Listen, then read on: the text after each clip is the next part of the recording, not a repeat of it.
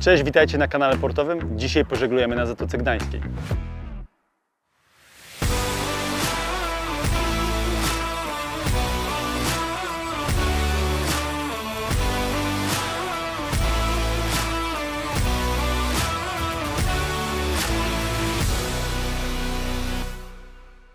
W życiu bywa tak, że lubimy sprawiać sobie różne przyjemności, małe lub większe. Możemy kupić sobie kawę, możemy kupić sobie małe, większe przedmioty. Czasami to bywa, nie wiem, aparat fotograficzny, może być samochód, ale czemu nie jacht?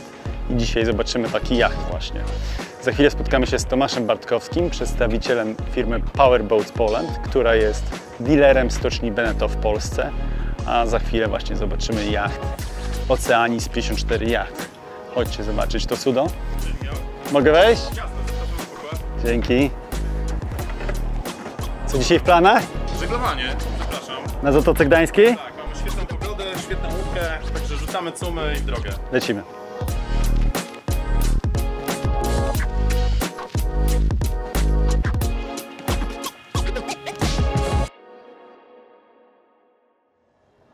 Zobaczmy, co ten duży kadłub kryje wewnątrz. Chodźcie ze mną. Jesteśmy w salonie Oceanis Yacht 54. Olbrzymia przestrzeń, świetnie doświetlona przez okna burtowe i tutaj te w nadbudówce. No i oczywiście te dwa skylighty. Z moskitierą, możemy sobie przesuwać moskitierę, założyć albo dociemnić, jeśli mamy za dużo słońca. No i oczywiście możemy sobie wpuścić trochę powietrza i teraz w zależności od tego, ile go chcemy i jak, czy płyniemy, czy stoimy, możemy sobie otworzyć w jedną stronę lub w drugą stronę, co oczywiście daje nam różne opcje nawiewu tutaj naturalnego powietrza. Dajmy tą moskitierę, może gdzie ona była tutaj. Hops. Ta aranżacja wnętrza jest w odcieniu jasny dąb, jest też dostępny orzech. Tutaj mamy układ z dużym stołem na prawej burcie i kanapą na lewej burcie ze stołem nawigacyjnym. Pomimo, że oczywiście mamy tutaj olbrzymie przestrzenie do życia, też nie zapominamy, że ten jacht jest do żeglowania, więc na przykład możemy sobie to siedzisko przy stole nawigacyjnym pochylić. Jeśli będziemy płynąć w przechylennie, wypadniemy z tego miejsca. Możemy sobie ponawigować, to jest oczywiście stanowisko na UKF-ki, możemy dać sobie laptop podłączony do nawigacji, żebyśmy mogli sobie spokojnie ponawigować. Bardzo podobają mi się też te handrailingi tutaj na górze. Będzie trochę cięższa pogoda, na pewno się przydadzą. Drobny minus, który tu widzę, to jest to, że niższe osoby tego nie dosięgną. Chodźmy do kabiny właścicielskiej. Duże łóżko wyspowe z podwyższonym materacem. Na pewno bardzo wygodne, ale nie będziemy próbować, nie, to jest dla właściciela. Dużo przestrzeni do schowania rzeczy osobistych. Jedna szafka, druga szafka. Tutaj bardzo fajna szafka też z podświetlona oczywiście na drobniejsze rzeczy i szuflady na cicho do myku. Bardzo ładnie. No i toaleta na prawej burcie. Elektryczna. Zauważcie, jak go otwieramy, to zawsze nam się włączają światełka. Oraz na lewej burcie mamy prysznic. Duży prysznic z siedziskiem. Fajnie zaaranżowany. Ten konkretny jacht jest w wersji 3 kabiny, 2 toalety. Druga opcja jest taka, 3 kabiny, 3 toalety. Różni się to tym tak naprawdę, że oprócz oczywiście tej toalety na lewej burcie, której tutaj nie ma, będzie ten kambus, ta kuchnia będzie trochę mniejsza. Ten kambus kończy się tutaj, więc cała ta lodówka przesuwa nam się do przodu, przez co ten kambus się robi troszeczkę mniejszy. Ta opcja jest dwutoaletowa, więc większy kambus. No i co tutaj mamy? Dużo miejsca na różne schowki. Oczywiście napoje, sztućce. Jedna lodówka, taka klasyczna, ładowana od góry. No ale też mamy tą dużą, w takim stylu trochę domowym, lodówka z małą zamrażarką. Tutaj część ludzi montuje też mikrofalówkę. Tutaj mamy półeczki, a tutaj inne szuflady, szufladziki, różne przydatne rzeczy podczas pływania, żeby schować schować nasze zapasy. Oczywiście klasyczna kuchenka na gimbalu, ale też mamy tutaj podnoszoną podłogę na tej gazowej siłowniku. Jeśli by nam brakowało miejsca na jakieś drobniejsze, suche rzeczy, możemy też sobie tutaj schować.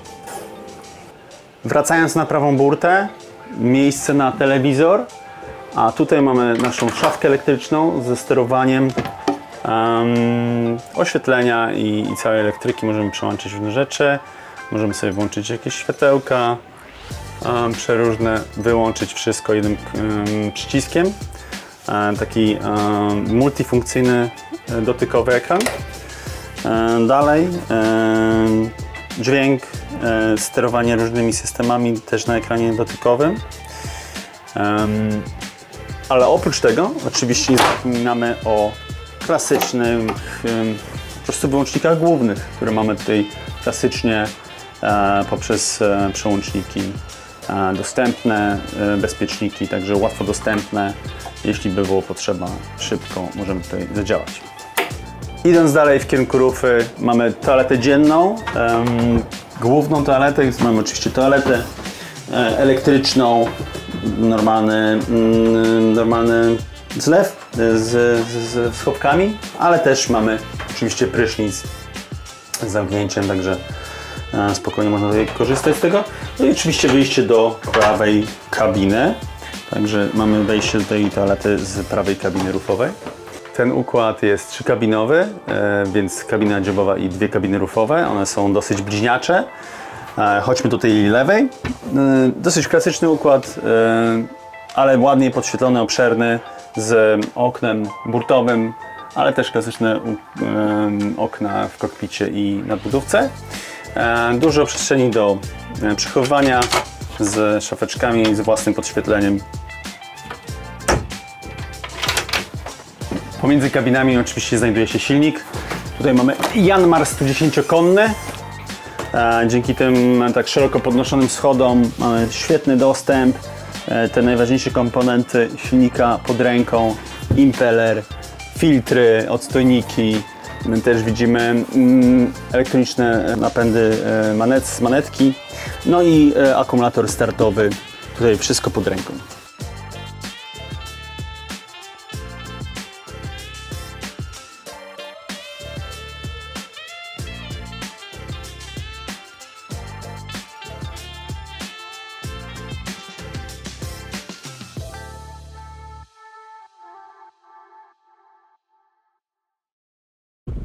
Płyniemy teraz na morze z Maliny w Gdańsku. Pierwsze wrażenia podczas płynięcia na silniku. Bardzo fajna kontrola, oczywiście dzięki dwóm sterom strumieniowym, dziobowemu i rufowemu. Odejście od kei super proste. Bardzo czuła manetka. Teraz mamy niecałe 2000 obrotów na silniku.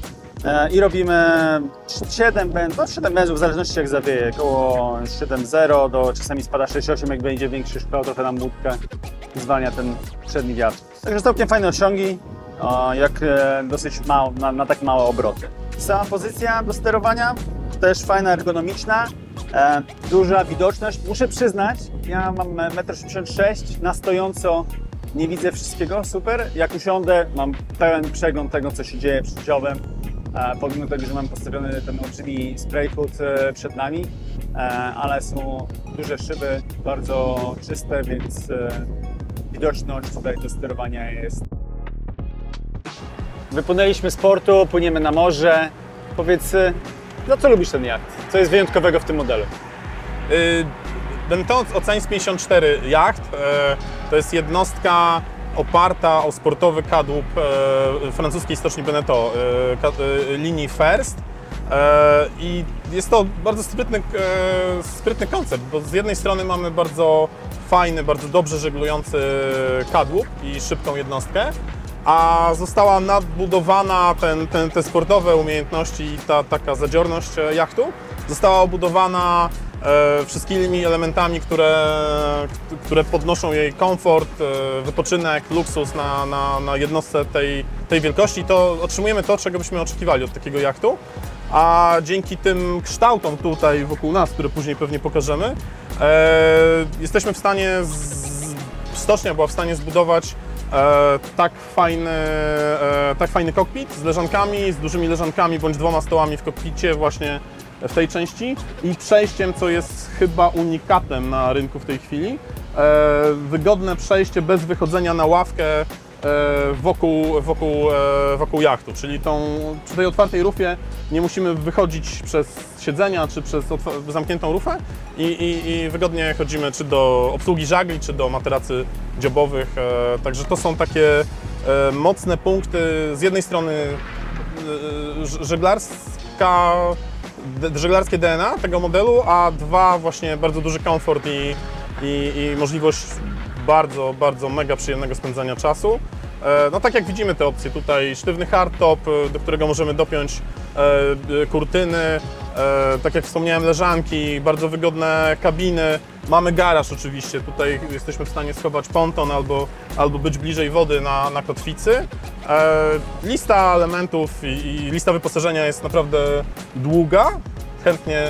Chętnie z klientami omawiamy to wyposażenie i sposób, w jaki sposób będzie ten jacht użytkowany. No i co, zapraszam na rejs. Kokpit Oceanis Yacht 54 na pewno należy do mocniejszych stron tego jachtu. Olbrzymia przestrzeń, można jak widzicie tu poukładać pełno poduszek, korzystać z tego kokpitu w dwojaki sposób, albo przy stole, który nam się tutaj ładnie rozkłada, albo puścić ten stół, bo są 2 bliźniacze i zrobić z tego dużą leżankę. Oprócz tego mamy te leżanki z przodu tutaj, które mogą być takimi szezlongami. Jak widzicie, cały kokpit jest zadaszony tym hardtopem, ale można go otworzyć, jeśli chcemy wpuścić więcej słońca, ale ma to oczywiście też praktyczną żeglarską stronę również, bo jak stawiamy żagle, tutaj mamy układ z rolowanym grotem, mamy pełną kontrolę nad takim kierunkiem, możemy spojrzeć, co się dzieje u góry. Na tej łódce mamy dwie pary kabestanów, akurat tutaj jest zainstalowany jeden elektryczny, jeden klasyczny mechaniczny. Tu pod ręką mamy wszystkie nasze fały i szoty i ładnie sprowadzone tutaj do kokpitu, do schowka na wszystkie liny, także mamy porządek w kokpicie, żadne spaghetti nam się tutaj nie wala. Oczywiście po drodze wszystkie ważne rzeczy jak wlew paliwa z ładnym koreczkiem takim, o który nie można się kopnąć, bramka do wyjścia z zaczepami na drabinkę, no i to wspomniane przejście, o którym mówił Tomek wcześniej, które powoduje, że czujemy się bezpiecznie i przemieszczamy się cały czas na tej samej powierzchni bez żadnych kroków czy przeskakiwania przez różne przeszkody. Taki lenunek tutaj mamy wszystkie żagle rolowane, do masztu grot i samohalsujący fok. W zestawie też mamy kod Zero, z którego będziemy później korzystać. Na dziobie piękna leżanka słoneczna z uchwytami na napoje. No i loker z przodu. Tutaj mamy loker na żagle, na różny sprzęt z fajnymi półeczkami. W opcji też może tutaj znajdować się kabina dla załogi zawodowej.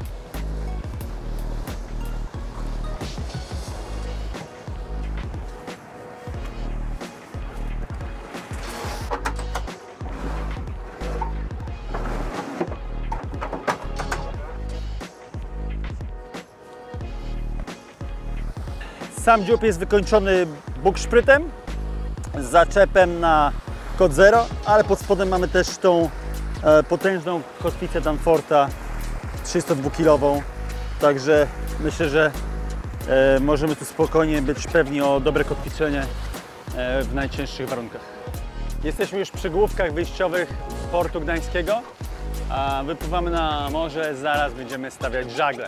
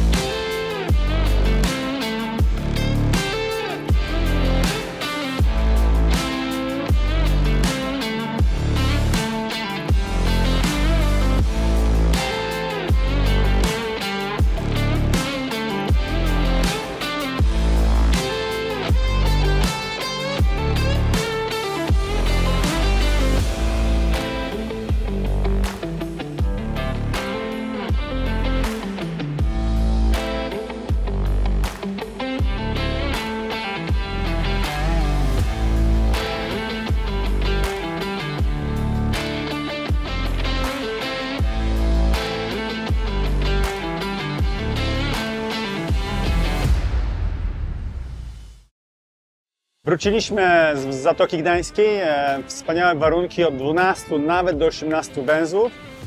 Łódka bardzo fajnie się zachowała, muszę powiedzieć, że jestem pod dużym wrażeniem. Bardzo słuchała się steru, pomimo tego olbrzymiego takielunku, ale czasami jak odpadaliśmy i nie zdążyliśmy poluzować żagli, ona słuchała się steru.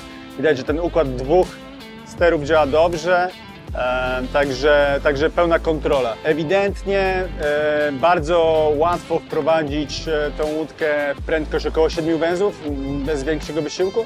Żeby trochę dalej przyspieszyć, już trzeba troszeczkę pokombinować, trochę się skupić na trymie, prowadzeniu łódki, ewentualnie właśnie większe żagle. Stawialiśmy kod 0